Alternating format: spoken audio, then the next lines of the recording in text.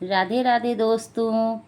हम लोग मूल पुस्तक नगेंद्र से पूर्व पीठिका में आगे का करेंगे। कल हम लोगों ने हिंदी साहित्य इतिहास की परंपरा में गारसादा तासी, ग्रेयर्सन, शिव सिंह सेगर के ग्रंथों के बारे में पढ़ा था और आज हम लोग मिश्र बंधुओं के ग्रंथों के बारे आगे देखेंगे।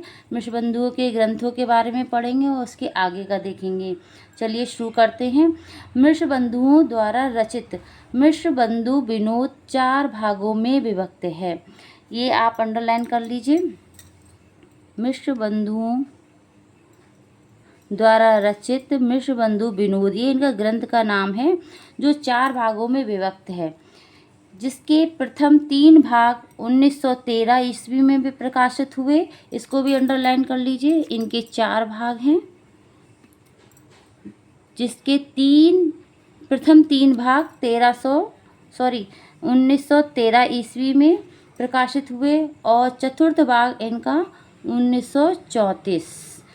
अब देखिए यहाँ पर प्रथम 3 भाग 1913 और तथा चतुर्थ भाग यानी कि 4 34 आप ऐसे कनेक्ट कर सकते हैं में प्रकाशित हुए। मिश्र बंधुओं ने अपने ग्रंथ को इतिहास की संज्ञा न देते हुए भी भरसक इस बात पर यत्न किया कि ये एक आदर्श इतिहास सिद्ध हो। इसे परिपूर्ण एवं सुव्यवस्थित बनाने के लिए उन्होंने एक ओर तो इसमें लगभग 5,000 कवियों को स्थान दिया। तो आप इसमें अंडरलाइन कर सकते हैं, 5,000 कवियों को स्थान दिया गया। किसमें? मिश्र बंधु विनोद के ग्रंथ में 5,000 कवियों को लिया गया। इसको आप अंडरलाइन कर लीजिए। आगे हमने देखा था गारसादा तासी का देखा था, शिव सिंह सेगर का देखा था। अब हम लोग मिश्र बंधुओं के बारे में पढ़ रहे हैं, जिसमें 5,000 कवियों को लिया गया है तथा दूसरी ओर इसे 8 से भी अधिक काल खंडों में विभक्त किया गया। कितने खंडों में किया गया? 8। इसको अंडरलाइन कर लीजिए। विभक्त किया गया। इस क्षेत्र में उन्हें पूर्ववर्ती इतिहासकारों से अधिक सफलता मिली है। पूर्ववर्ती यानी कि जो इनसे पहले जो कवि रहे थे उनसे अधिक इनको सफलता मिली, लेकिन उतनी नहीं मिली जितनी मिलना चाहिए थी। तो इसमें लिखा गया पूर्ववर्ती इतिहासकारों से भी अधिक सफलता मिली।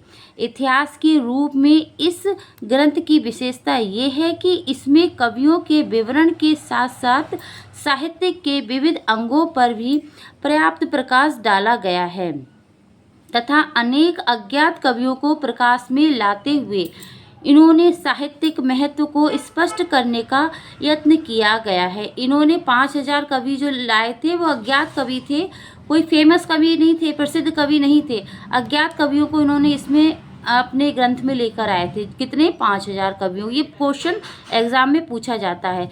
कवियों का संक्षिप्त महत्व निर्धारित करने के लिए उनकी श्रेणियां भी बनाई गई हैं, किंतु काव्य समीक्षा में परंपरागत सिद्धांतों और पद्धति का ही अनुसरण मिलता है।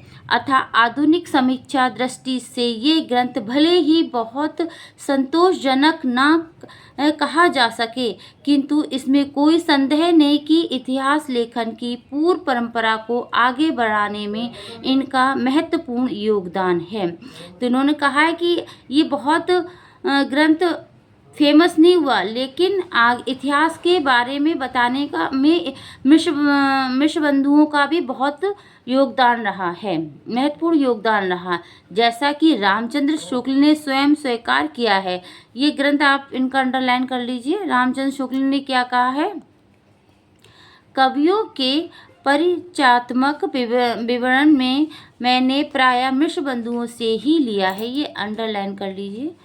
कवियों के परिचयात्मक विवरण में मैंने प्रायः मिश्र बंधुओं से ही लिया है। परिवर्तित इतिहासकारों के लिए भी यह आधार ग्रंथ रहा है। कौन ये बता रहा है?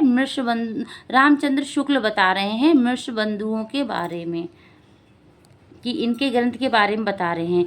आगे देखिए, हिंदी साहित्य इतिहास की परंपरा में सर्वोच्च स्थान आचार्य रामचंद्र शुक्ल द्वारा रचित हिंदी साहित्य का इतिहास। रामचंद्र शुक्ल ने कौन सा ग्रंथ लिखा?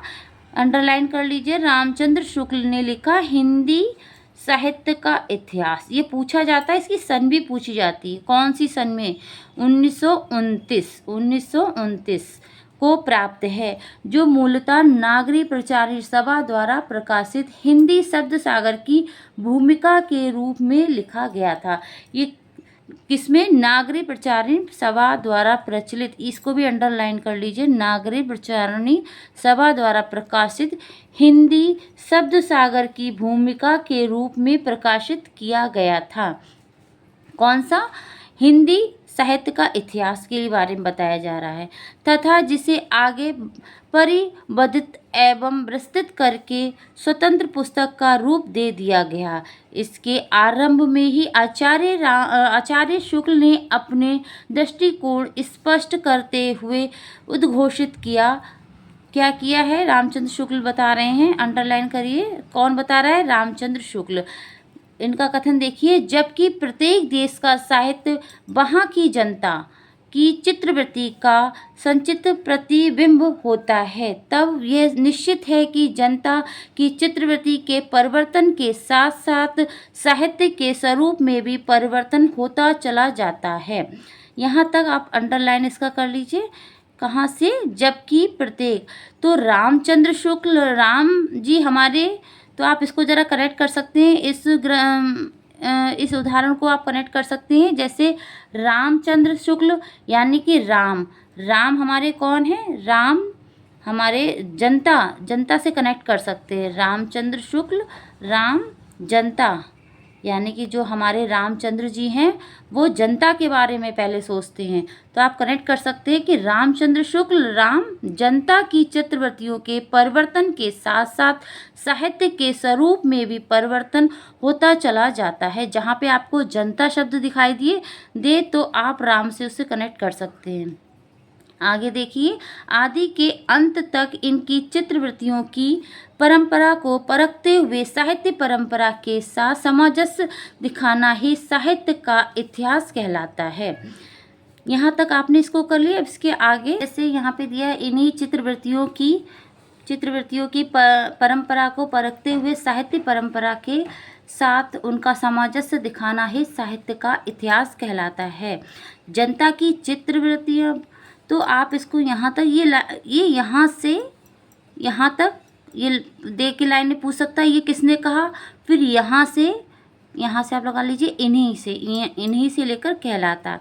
फिर आगे देखिए, ये लाइनें देके पूछ सकता है, ये किसने कहा है? ये किसके द्वारा कहा गया है? तो किसके द्वारा? रामचंद्र शुक्ल के द्वारा। आगे देखिए, जनता की चित्रवृत्तियाँ बहुत ही कुछ राजनीतिक, सामाजिक, सांप्रदायिक तथा धार्मिक परिस्थितियों के अनुसार होती हैं। इस उदाहरण से स्पष्ट है, आचार्य रामचंद्र शुक्ल ने साहित्य इतिहास के प्रति एक निश्चित व सुस्पष्ट दृष्टिकोण का परिचय देते हुए युगीन परिस्थितियों के संदर्भ में साहित्य के विकास क्रम की व्याख्या करने का प्रयास किया है। तो यहाँ पर रामचंद्र शुक्ल के बारे में बताया जा रहा है कि उन्होंने कौन सा ग्रंथ लिखा? हिंदी साहित्य का इतिहास, जो 1929 में नागरी प्रचारिणी सभा द्वारा हिंदी शब्द सागर की भूमिका से प्रकाशित करवाया गया।